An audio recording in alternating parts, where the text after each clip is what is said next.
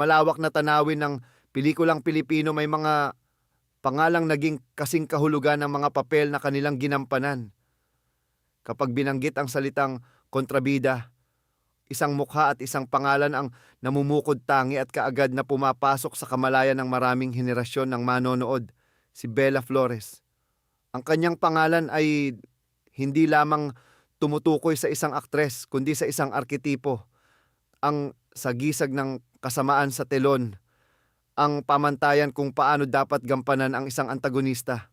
Siya ang binansagang original na primera kontrabida at kinilalang reyna ng mga kontrabida, mga titulong hindi lamang naglalarawan sa kanyang karera, kundi nagpapatibay sa kanyang di matatawarang ambag sa industriya.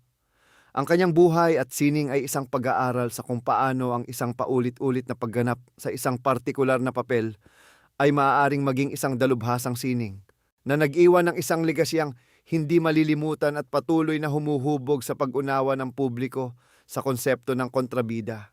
Pagsibol ng isang magandang bulaklak sa industriya, bago pa man siya makilala bilang ang kinatatakutang tauhan sa pelikula, si Remedios Papadancel sa tunay na buhay ay isang dalagang nag-aaral. Sa edad na 21 taon, habang nasa ikalawang taon ng kanyang pag-aaral sa kolehiyo sa Far Eastern University, unang nasilayan ang kanyang potensyal sa pag-arte. Ang kanyang pagpasok sa mundo ng pelikula ay naganap sa pamamagitan ng pelikulang Tatlong Bala noong 1950. Ang paunang hakbang na ito ang nagbukas ng pinto para sa kanya patungo sa isa sa malalaking film production studio. Noong panahong iyon, ang Sampaguita Pictures. Sa ilalim ng Sampaguita Pictures, siya ay naging isang contract star, isang karaniwang sistema noong gininto ang panahon ng pelikulang Pilipino kung saan ang mga artista ay eksklusibong nakatali sa isang studio. Dito rin isinlang ang kanyang pangalan sa entablado. Mula sa mungkahi ng isa sa mga haligi ng studio, si Dr. Jose Vera Perez, ang pangalang Bella Flores ay ipinagkaloob sa kanya. Ang pangalan na may kahulugang magandang bulaklak sa wikang Espanyol ay nagtataglay ng isang kabalintunaan na magiging sentro ng kanyang karera. Sa kabila ng kagandahan ng kanyang pangalan, ang mga papel na kanyang gagampanan ay magiging salungat dito.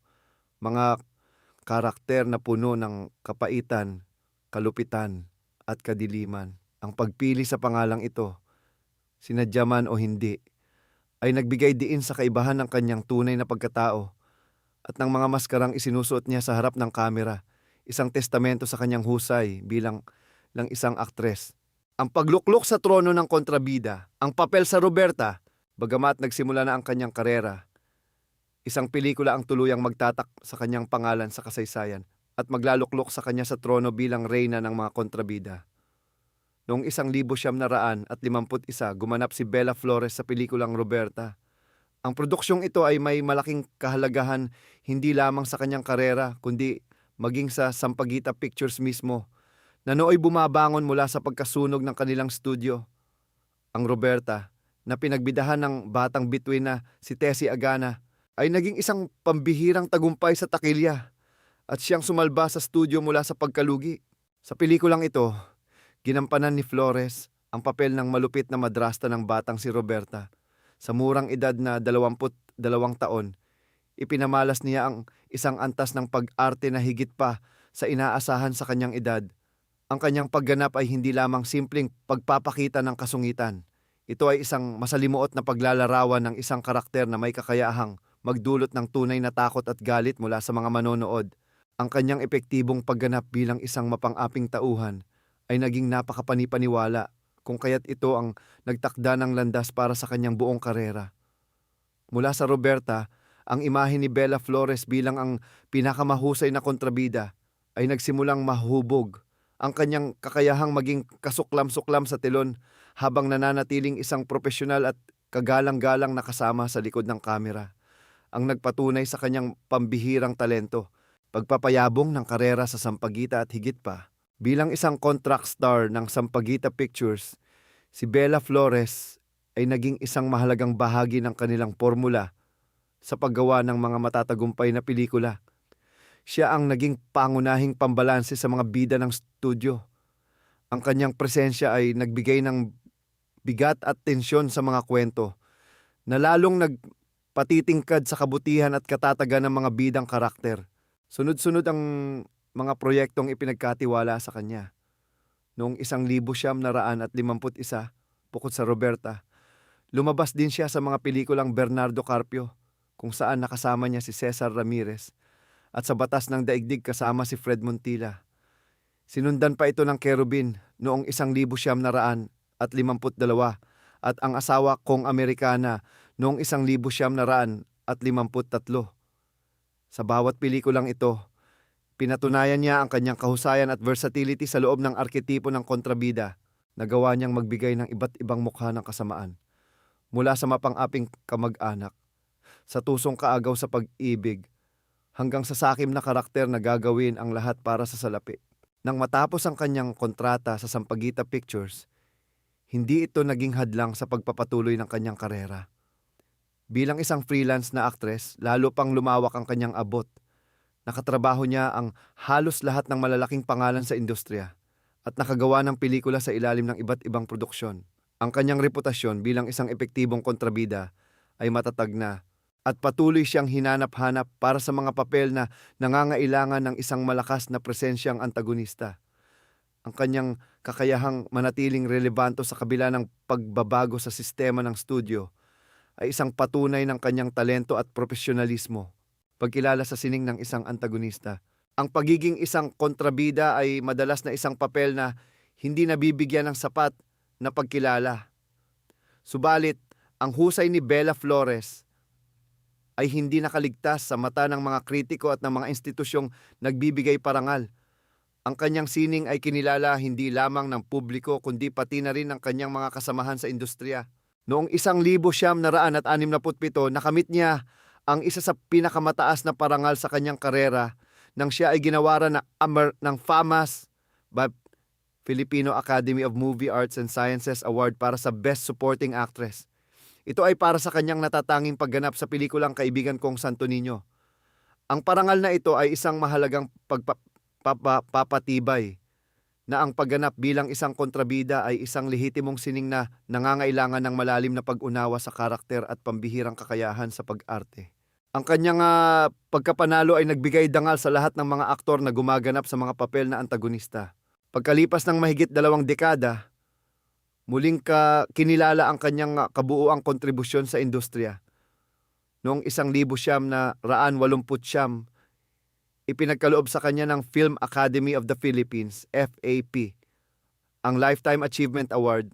Ang parangal na ito ay hindi lamang para sa isang partikular na pagganap, kundi para sa isang buong buhay na inilaan sa pagpapayaman ng pelikulang Pilipino. Ito ay isang pagkilala sa kanyang di matatawarang legasya bilang isang institusyon sa larangan ng pag-arte. Isang icon na ang impluensya ay sumasaklaw sa maraming henerasyon. Pagtawid sa mga henerasyon at mga huling taon sa industriya. Sa paglipas ng panahon, ipinakita ni Bella Flores ang kanyang kakayahang umangkop sa nagbabagong tanawin ng show business. Mula sa puti at itim na pelikula, matagumpay siyang tumawid sa panahon ng decolor na sine at maging sa mundo ng telebisyon. Ang kanyang presensya ay nanatiling mabisa at kinakailangan kahit para sa mga mas batang manonood. Isang halimbawa nito ay ang kanyang pagganap sa tanyag na teleserye ng ABS-CBN na Mga Anghel na Walang Langit na umere mula 2005 hanggang 2006.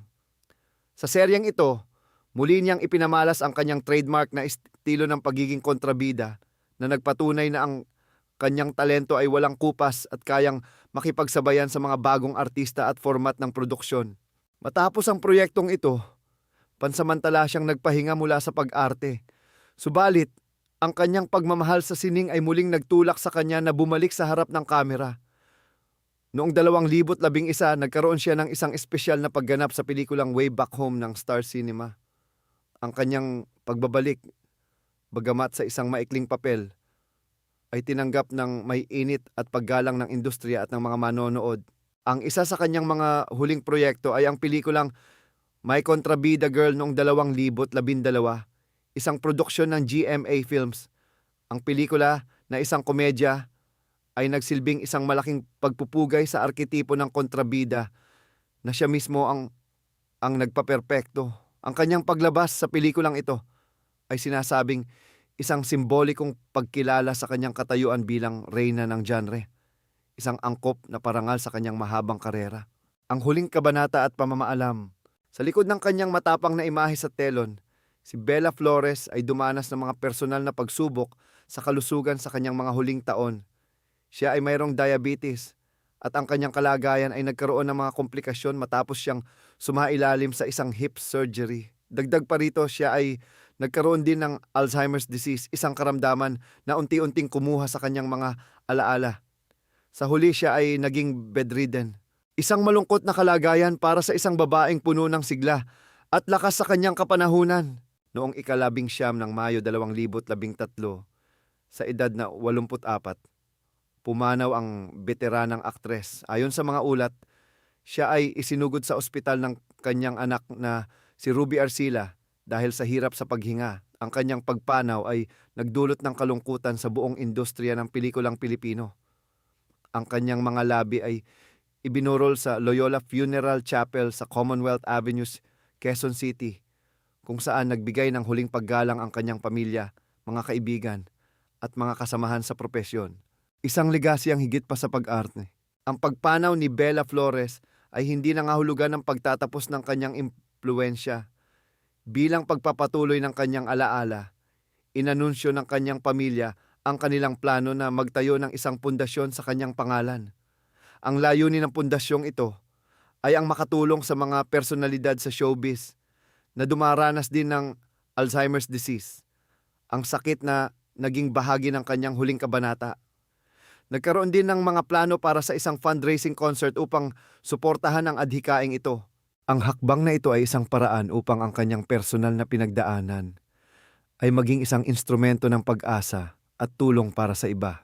Si Bella Flores ay higit pa sa isang aktres. Siya ay isang cultural icon. Ang kanyang pangalan ay naging isang pang-uri, isang salitang ginagamit upang ilarawan ang isang taong masama o malupit. Sa loob ng mahigit 6 na dekada, nag-iwan siya ng isang di mabuburang marka sa pelikulang Pilipino. Siya ang nagbigay buhay sa daan-daang kontrabida. Ngunit sa bawat isa ay nag-iwan siya ng isang piraso ng kanyang pambihirang talento. Ang magandang bulaklak na isinilang sa ginintoang panahon ng pelikula ay namayaag pag hindi dahil sa kanyang bango, kundi dahil sa kanyang mga tinik na sumugat sa damdamin ng mga manonood, nagbigay kulay sa mga kwento, at naging isang mahalagang bahagi ng mayamang kasaysayan ng sining ng Pilipinas. Ang kanyang legasya ay mananatiling buhay, hindi lamang sa mga pelikulang kanyang iniwan, kundi sa bawat kontrabidang susunod sa kanyang mga yapak, na magtatangkang abutin ang pamantayang itinakda ng nag-iisang reyna.